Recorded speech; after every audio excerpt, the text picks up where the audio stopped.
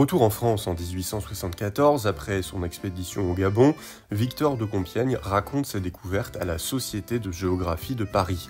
Mais la fièvre paludéenne qu'il a contractée en Afrique l'affaiblit tant qu'il doit renoncer à repartir sur le terrain. Et donc Victor de Compiègne, trop diminué pour arpenter lui-même l'équateur africain, va quand même mettre sa passion de l'exploration et du voyage au service d'un nouveau projet, l'Égypte. Mais alors, en quelques mots, l'Égypte à la fin des années 1870, c'est quoi ? C'est un terrain d'archéologie et de politique pour les Européens, en rude concurrence, notamment entre la France, l'Angleterre, mais aussi l'Allemagne, il ne faut pas l'oublier. Bref, d'un point de vue purement occidental, c'est un terrain d'affrontement. Mais à cette époque, l'Égypte du Khedive Ismaïl cherche aussi à s'ouvrir à la science, à la modernité. Et en mai 1875, une société khedivale de géographie est fondée au Caire, sous le patronage du souverain égyptien. Et pour la diriger, Ismaïl fait appel à des savants européens de renom, et notamment au docteur Georges-Auguste Schweinfurth, qui est botaniste explorateur allemand, aussi auréolé de ses voyages en Afrique centrale. C'est Charles Monnoir qui va pousser Victor de Compiègne à partir en Égypte et qui va le recommander à la nouvelle présidence de la toute nouvelle Société de géographie du Caire. Et pour le jeune marquis de Compiègne, c'est une opportunité intéressante de quand même rester acteur des grandes explorations et des grandes découvertes, malgré un épisode de santé fragile. Et alors sur les recommandations de Charles Monnoir, le docteur Georges-Auguste Schweinfurth, dont on vient de parler, il va proposer à Victor de Compiègne de devenir le secrétaire général de la Société de géographie du Caire, et il accepte. Victor de Compiègne accepte cette nouvelle mission et quitte la France pour l'Égypte en juillet 1875. Alors il débarque au Caire, prêt à mettre son énergie au service de la Société de géographie. Et dès son arrivée, Victor de Compiègne s'intègre avec un certain enthousiasme au milieu intellectuel kairote. Et Schweinfurth, il va très vite le prendre sous son aile. Il va le plonger dans l'organisation de la nouvelle société savante très rapidement, que ce soit pour gérer la correspondance avec les explorateurs, mais aussi pour le classement des cartes, la préparation des conférences.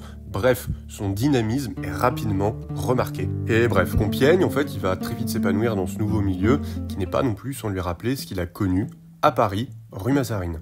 Au Caire, Victor de Compiègne ne côtoie pas uniquement que des Allemands, mais aussi des figures françaises, et quelles figures françaises, qui se sont illustrées déjà par une effervescence scientifique et industrielle en Égypte. Alors il fait la connaissance de Ferdinand de Lesseps, le célèbre industriel français à l'origine du percement du canal de Suez, quelques temps plus tôt, et Lesseps, toujours influent en Égypte, s'intéresse au projet de Victor de Compiègne et à la jeune Société de géographie. Et Compiègne va aussi se lier d'amitié avec Auguste Mariette, plus connu sous le titre de Mariette Pacha à ce moment-là, l'éminent égyptologue français et fondateur du musée de Boulak au Caire. Alors cette diaspora française, ensemble, ils vont partager leur passion pour l'exploration.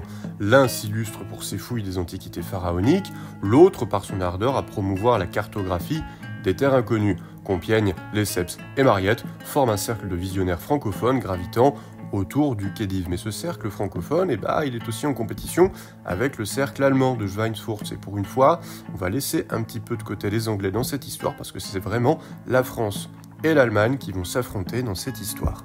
Et des tensions, il y en a pas mal qui couvent dans cette petite colonie européenne du Caire. Et en particulier, une partie de la communauté allemande voit d'un très mauvais œil l'ascension de Victor de Compiègne et sa proximité avec le président de la Société de géographie. Mais l'hostilité, elle vient aussi des Français. Les Français s'inquiètent de perdre leur position dans les sociétés savantes et dans le musée que Mariette avait fondé, et surtout pas au profit des Allemands. Et donc dans ce microcosme expatrié, la nomination d'un Français comme secrétaire général de la Société de géographie aurait pu être un gage de bonne volonté et de coopération, alors qu'en fait elle a suscité des jalousies nationales qui sont à peine voilées. Et en fait, dans ce contexte-là, Victor de Compiègne il est perçu par un certain nombre comme un rival, susceptible d'éclipser Schweinfurth ou même de prendre sa place à la tête de la Société de géographie. Et cette perspective-là, elle déplaît fortement au noyau allemand du Caire, qui accuse Victor de Compiègne d'ambition démesurée. Un certain Meyer se fait particulièrement insistant dans ses critiques. Et d'après plusieurs témoignages, Meyer reproche ouvertement à Compiègne d'avoir manœuvré pour supplanter le docteur Schweinfurth à la présidence de la Société de géographie. Et le climat au sein de la communauté scientifique kairote, s'il était chaleureux auparavant, devient complètement électrique. Compiègne, blessé par ces attaques sur son honneur, ressent le besoin de défendre sa place face à ces accusations qu'il juge infondées. Mais par chance, Compiègne est rappelé en France en 1876. Et oui, parce qu'il est nommé, avec Charles Monnoir et Henri Duverrier, pour représenter la France à la conférence géographique de Bruxelles. Bon, même si la trêve est la bienvenue, elle ne va pas durer éternellement.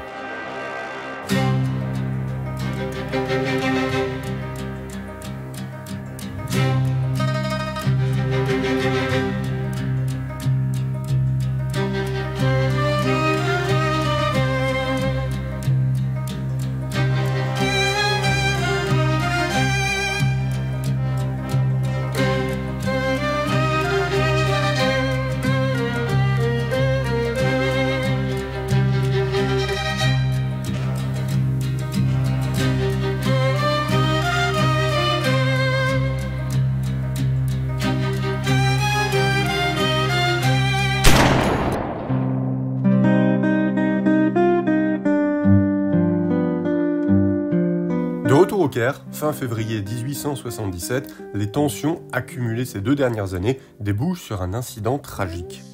Et la Compiègne va provoquer un duel meilleur, qui relève le gant, et une rencontre au pistolet est fixée dès le lendemain matin, en périphérie du Caire.